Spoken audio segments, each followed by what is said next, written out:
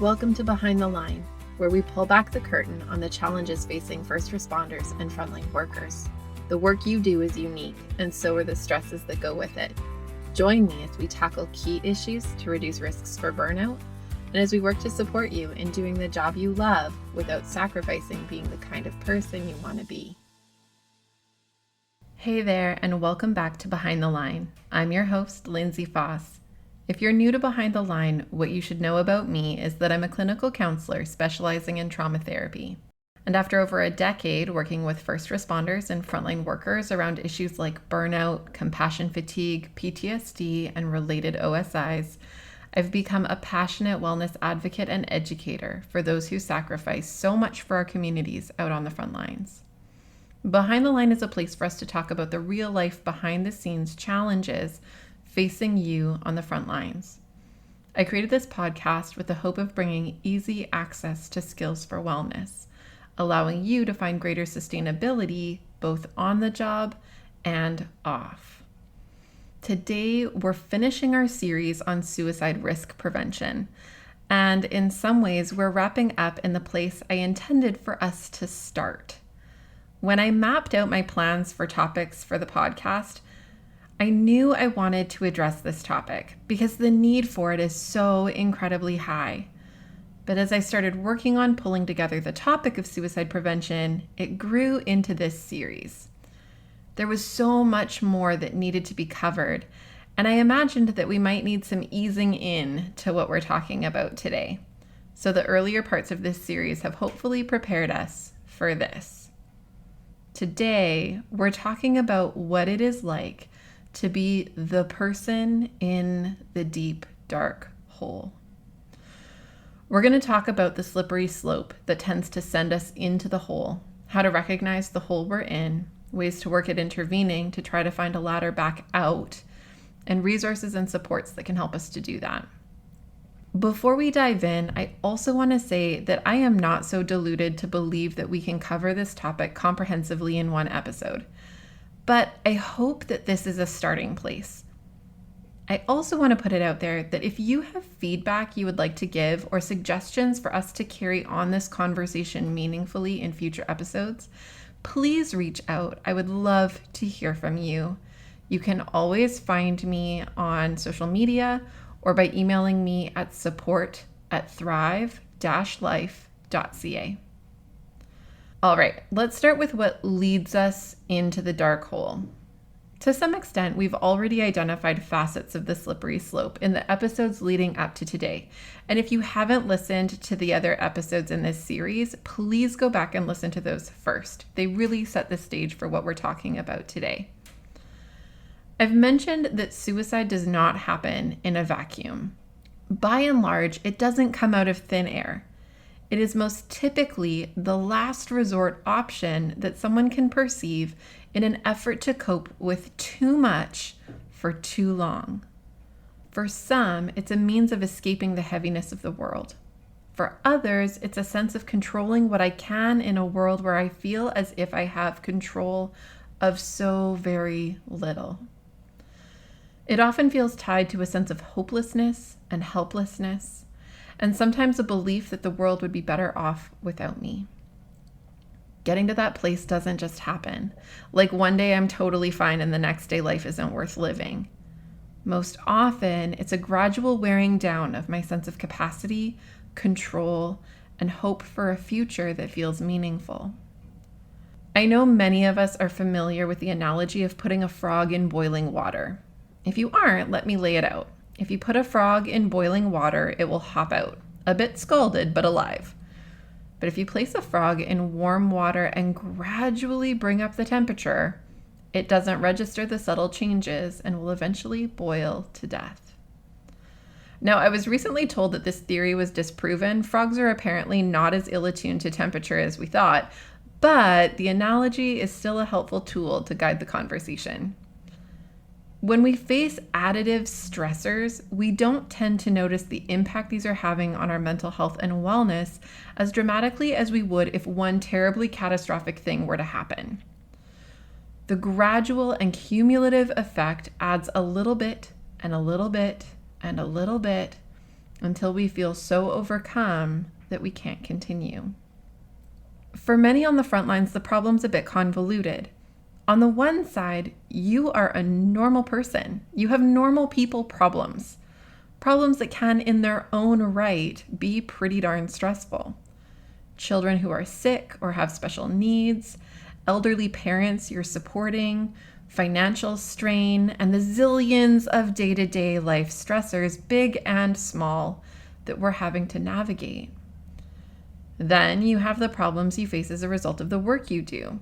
Your Tuesday is being present for someone's worst day on repeat.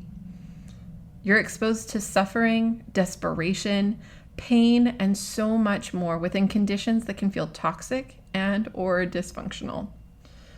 All the while, you're seen to be this kind of noble person with a noble profession, and that can make us feel somewhat restricted from being permitted to fall apart or be human in some of the spheres that we're in. We're busy trying to coordinate and negotiate the intersection of our normal people lives with our professional lives. Oh, and our professional lives color everything. What we see, hear, know, and are exposed to in the work taints how we feel and engage outside of the work. We get more guarded, vigilant, hyper-aware. We're tuned into risk and threat and work to be ready to jump into action no matter what venue we're in.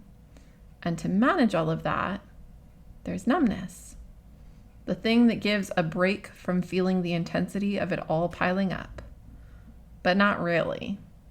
Not really, because it's still all right there, and I have to do it all again tomorrow. The pace and complexity of navigating these multiple facets of who we are and what our lives are composed of, along with hereditary predispositions, can move us toward physical and psychological health concerns. Sleep is disrupted, appetite, coping behaviors like substance use or screen time, fatigue, irritability, mood swings. We can gradually move down this path and into spaces like burnout, compassion fatigue, vicarious trauma, post-traumatic stress disorder, depression, anxiety, and so on. Now, this slippery slope of gradual compounding stressors and the associated mental health concerns I've just listed do not in themselves mean that someone will become suicidal. However, the risk for suicide increases exponentially when stressors are high, coping is low, and mental health concerns have become present. The risk further increases if we've had any previous experiences of suicidal ideation or actions, as well as if we know someone who has attempted or died by suicide. I share all of this with you because I'm often surprised by how often people don't know that this is what it looks like. I remember during the interview I had with retired RCMP Staff Sergeant Jen Pound back in the spring about her experience of suffering from burnout and mental health concerns as a result of her work with RCMP and while on the Integrated Homicide Investigation Team. She shared in that episode that she didn't know what she should have been looking for, that no one told her. She talked about hearing things in her workplace about watching for burnout and that they should seek support for PTSD, but never really being told what this looks like, how it manifests, and then not getting help until things were so far off the rails because she simply didn't know. Didn't know the problems she was facing were about her mental health, didn't know what kind of support to look for, didn't know what to name it, didn't know what to do with it. So she just kept going until she absolutely couldn't anymore. I hate that that's a common story, the story of not knowing. That we hear a lot of the right buzzwords about breaking the stigma, getting help, seeking support, blah, blah, blah, but not being given clarity around what it looks like to need to do these things. We look around and it seems like everyone is struggling, so we assume this is just how it is, and we keep on going. We silence ourselves, sometimes even from ourselves, to keep putting one foot in front of the other. And we can march ourselves right into that deep dark hole without a clear path out.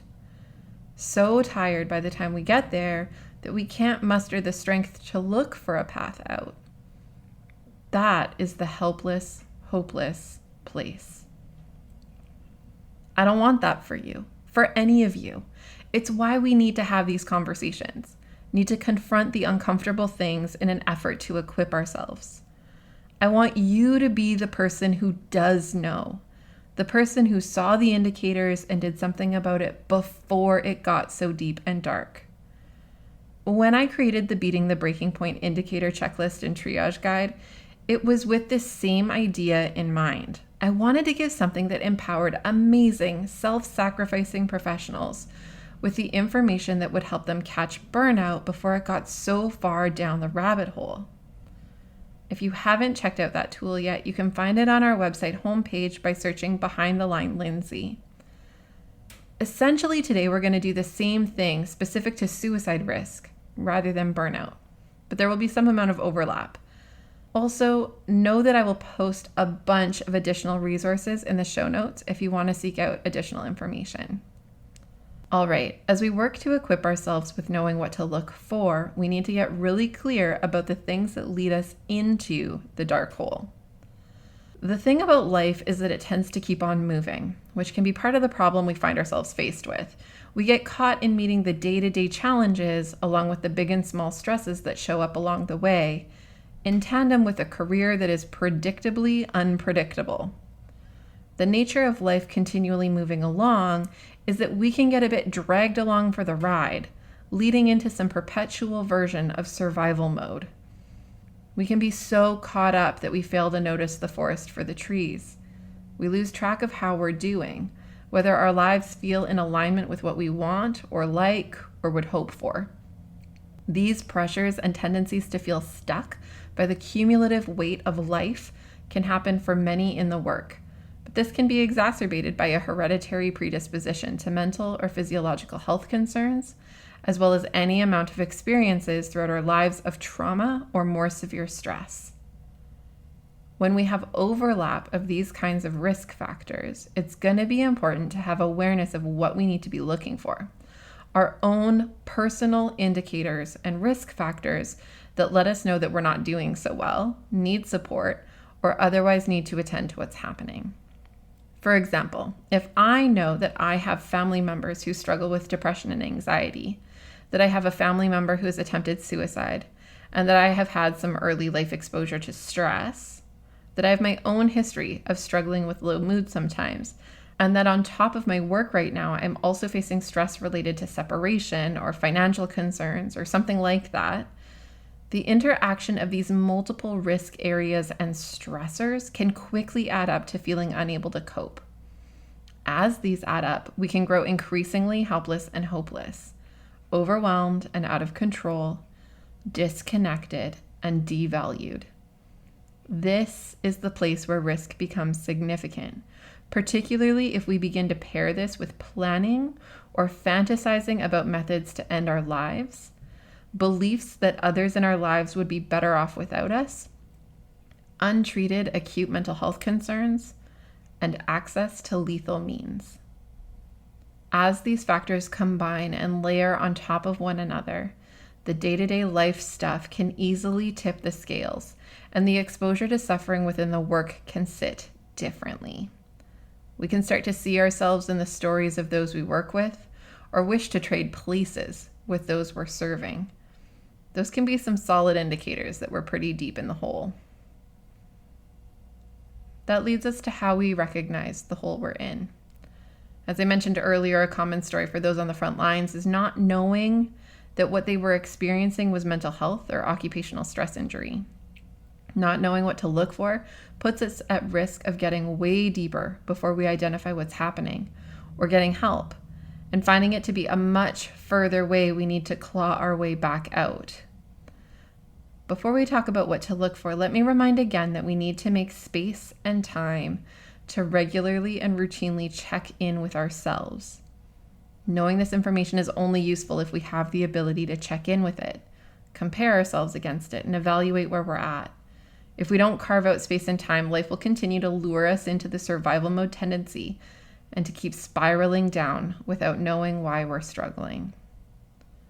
Some of the most commonly identified early indicators of stress, burnout, mental health concerns, and related occupational stress injuries that can lead towards suicide risk include sleep disturbances, like difficulty falling asleep, difficulty staying asleep, and nightmares or panic waking, increased irritability or difficulty regulating emotions in the face of small or insignificant seeming stressors, feeling jittery or on edge much of the time, even when there's no specific reason, feeling somewhat disconnected or tuned out from things going on around you, struggling to feel relaxed or calm, struggling to feel connected to a sense of purpose or meaning, along with physiological markers such as headaches, muscle tension, gastrointestinal issues, appetite changes, and so on.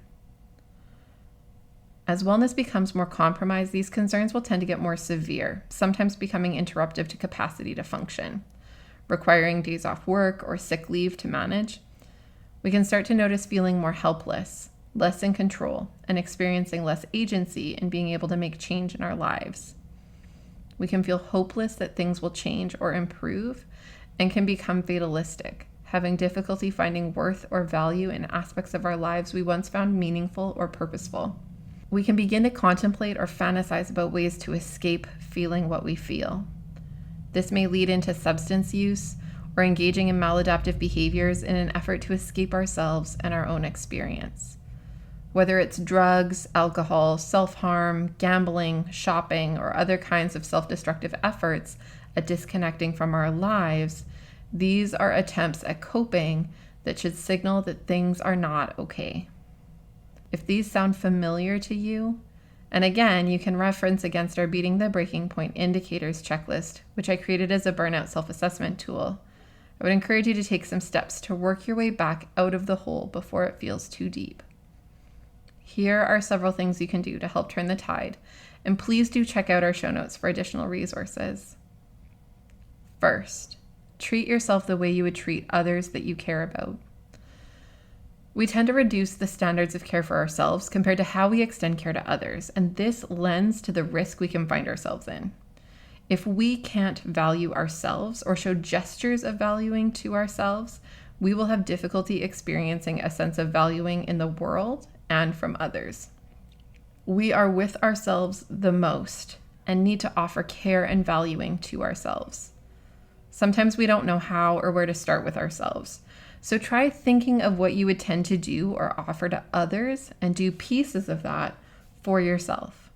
This will include saying no to things, drawing limits to protect and preserve your energy. I read something recently that said, "You are a precious and limited resource." And it's true. Part of valuing ourselves means doing things that care for us, both by inputting things that bolster our internal resources, as well as limiting external things that cost us resources. This may include drawing limits at work, like how much overtime I take on, or switching to a different line to remove myself from toxic dynamics or environments. For many, treating ourselves well when we're in the dark hole can feel impossibly hard, in part because we know how far we need to go to get back out, and it feels overwhelming to try. If this is the case, focus on small steps and allow permission for a gradual building of these pieces. Things like going to bed 20 minutes earlier, or eating one piece of fruit, or doing 5 minutes of light stretching can be starting points that become the rungs on the ladder out of the hole. Next, receive what others give. When we're in the hole, it can feel hard to see or hear the efforts others make to reach in towards us. We can be resistant to their care or receive it as pity. We can complicate what it is. Try to let what others offer stand as what it looks like on face value, the same way you would want others to receive from you if they were struggling. Try to allow people in your life to offer and support where they can and in the ways that they feel able. Third, ask for specific support. While others might offer and try to enter into our hard spaces, they don't always nail it. Sometimes what they have to offer isn't what we need, not because they don't want to offer what we need, but because it's not what they naturally think of to give. They're not mind readers. Sometimes they may not know how to give in certain ways, Other times, they just don't think of it on their own.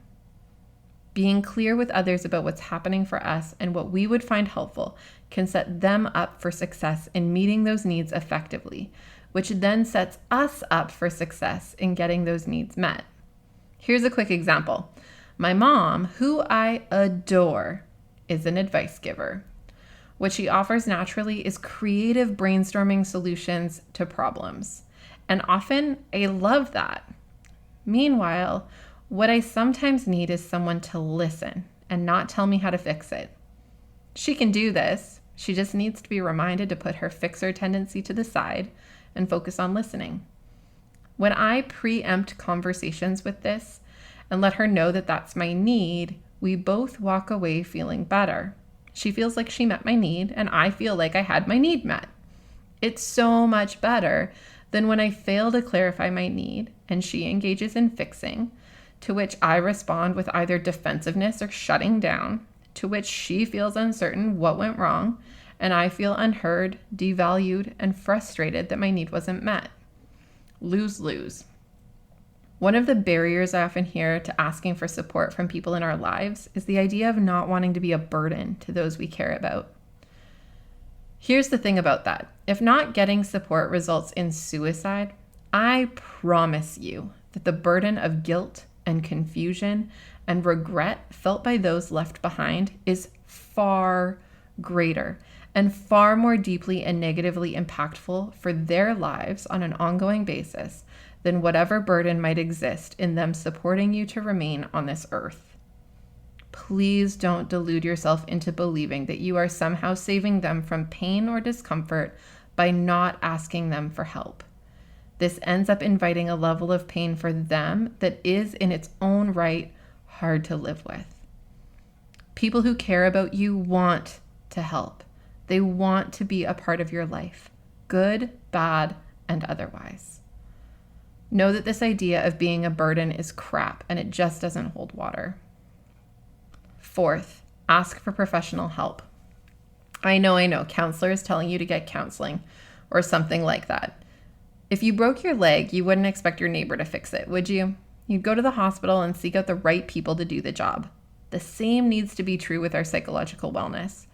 Whether you connect with your GP, your health and wellness people at work or within your union, your workplace employee assistance provider, or with a counselor or psychologist in your community, get support from the people who do this. We have invested in making our life's work caring for people exactly like you, and we can offer more than your neighbor.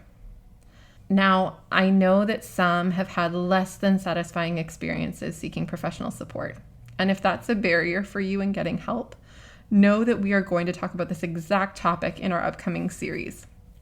As we wrap up this series on suicide prevention, for those doing the hard work of caring for our communities on the front lines, we're bridging into a new series where we're covering what therapy is all about, what to look for in a therapist, how to navigate barriers to getting support, and so much more. I have had so many clients come to me after bad experiences with seeking support, and I want to equip you to feel capable of finding someone who can be a solid fit for your needs and walk the bumpy road of life alongside you. I hope you'll join me as we jump into that series next week, and I hope you'll encourage others in your life to take a listen as well. Last but not least, as we work to find our way out of the hole, desperate times can call for desperate measures. If you're feeling unsafe, if you are so deep in the dark hole that you can't see a way out, please know that there are people who want to help you find the ladder. We have resources like crisis lines for a reason. It's because our culture values life. We collectively acknowledge and believe in the sanctity of life and that each life holds value. You have value. Not because of what you do or who you're connected to, just because you're you and you exist in this world. If you are in a deep, dark hole and actively considering suicide or feeling unsafe, please reach out to your local crisis line or to other crisis services, including your GP or local hospital. I know that this can feel hard and scary to do, but I promise that this world needs you. We need you. Before we wrap up this series, I want to take a moment to say thank you. I know that this series has not been an easy listen. I know it sparked discomfort and ignited some hard conversations within workplaces about how we're missing the mark in caring for one another well. I am incredibly proud of so many of you who are working to be ambassadors for change within your workplaces. Those who are demanding more and working to develop practical applications based on these ideas and conversations. I love the work you are doing out there, and I am beyond honored to be a small piece in the story of building better workplaces that care better for our community caregivers and helpers. We're going to wrap up this series, but I can guarantee we'll be coming back to some of these topics. If there are pieces you'd like to hear more about, please reach out and let me know. I love getting your feedback and shaping this podcast to echo the voices of those it's meant to serve. You can find me on Facebook and Instagram at Lindsay A. Foss, or you can email me at support@thrive-life.ca. Do check out our show notes for this series. I've posted additional resources, recommended books, and other bits and pieces throughout the series, and today's episode is no different. Join me again next week as we dive into our series on the nitty-gritty of therapy, and please share this resource with your workplace and those you know on the front lines. Until next time, stay safe.